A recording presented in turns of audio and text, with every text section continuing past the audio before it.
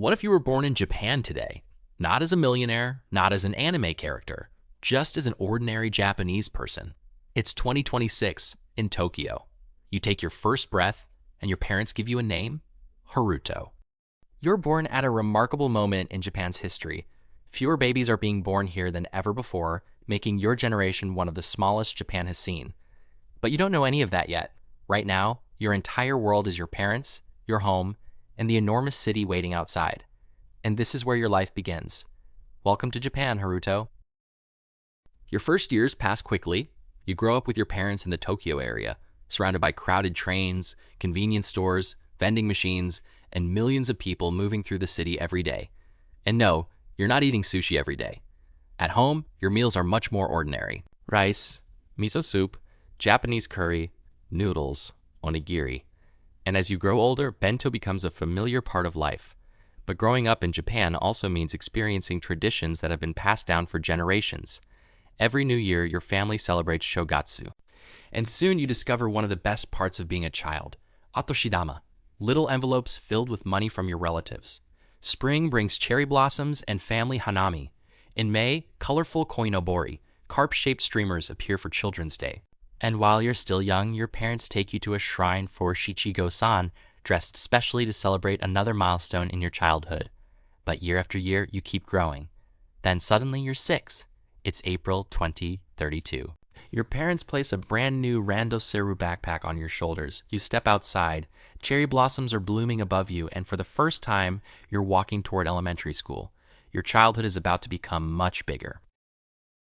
At 6 years old, school becomes the center of your world. Every morning, you grab your Randoseru and make your way to elementary school.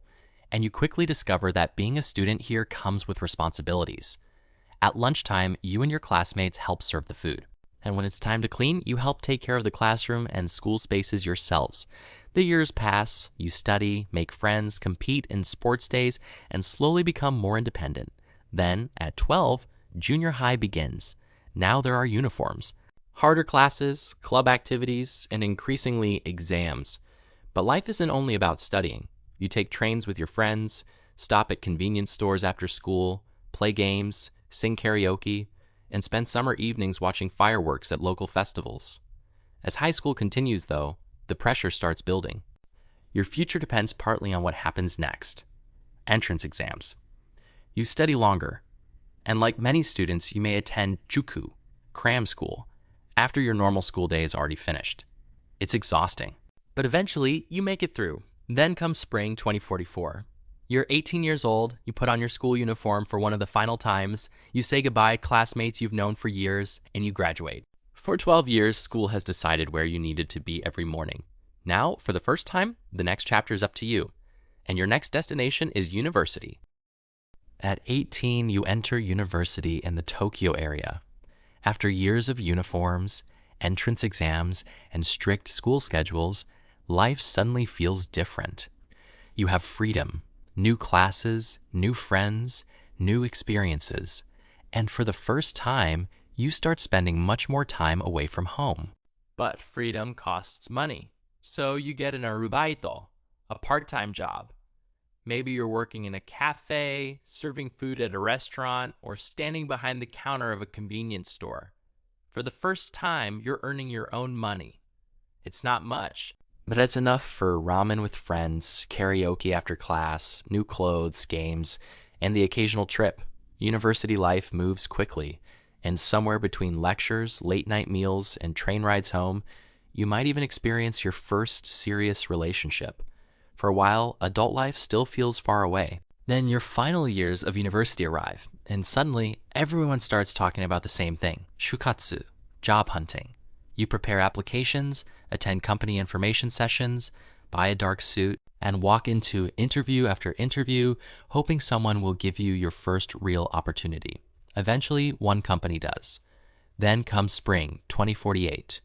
You're 22 years old, you graduate from university. The student life you've known for 4 years is over.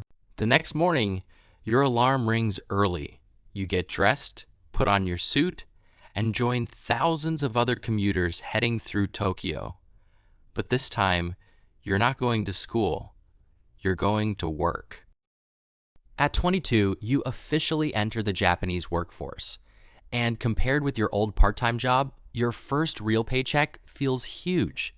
Then adulthood introduces you to something else: bills, rent, electricity, food, taxes, insurance. Living on your own in Tokyo isn't cheap, so your first apartment isn't some enormous place overlooking the city. It's small, very small, but for the first time in your life, it's completely yours. Every morning your alarm rings, you get dressed, grab something to eat, and join the endless flow of commuters moving through Tokyo. Work becomes your new routine. Commute, office, home, repeat. But your 20s aren't spent entirely at work. There are dinners with coworkers, late night ramen, karaoke with friends, convenience store stops on the way home, and weekends when you finally have time for yourself. And slowly, the years begin moving faster. 23, 25, 28. You're no longer the nervous new employee you once were. You have more experience, more responsibility, and you're finally starting to save for your future. But as you approach 30, something else begins to change. Some of your friends are getting married. Your parents start wondering when it might be your turn. And then, somewhere in the middle of another completely ordinary Tokyo day, you meet someone. Her name is Yui. At first, Yui is simply someone you enjoy spending time with. A few messages become a first date. One date becomes dinners together, weekend trips, summer festivals, winter illuminations, and countless train rides home. And eventually, you're no longer planning just your next weekend. You're planning your future together. In your early 30s, you decide to get married. Your wedding combines modern Japan with a few traditional touches. Family and friends gather around you, and suddenly, the person you met on an ordinary Tokyo day has become your wife. A few years later, your life changes again. You become a father, and almost overnight, your priorities are different. A bigger home, childcare, education, savings for the future. But something else happens too. The traditions you experienced as a child begin all over again.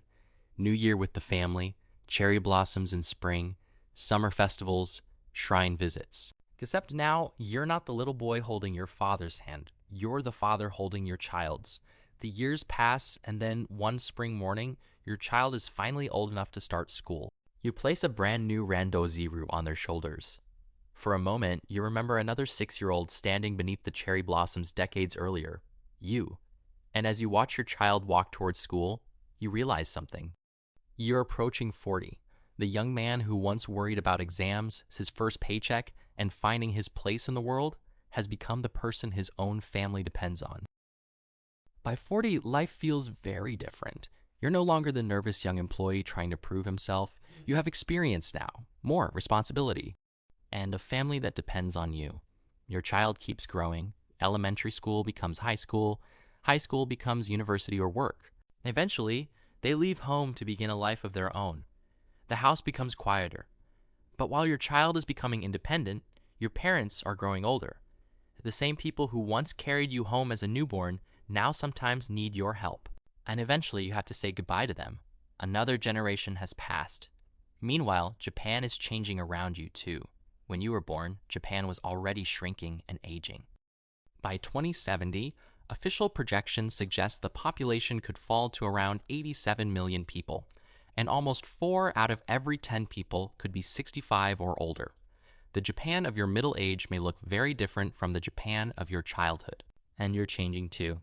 Your hair begins turning gray, your child has become an adult, and the career that once seemed endless is suddenly approaching its final years. Then one morning, the day finally comes.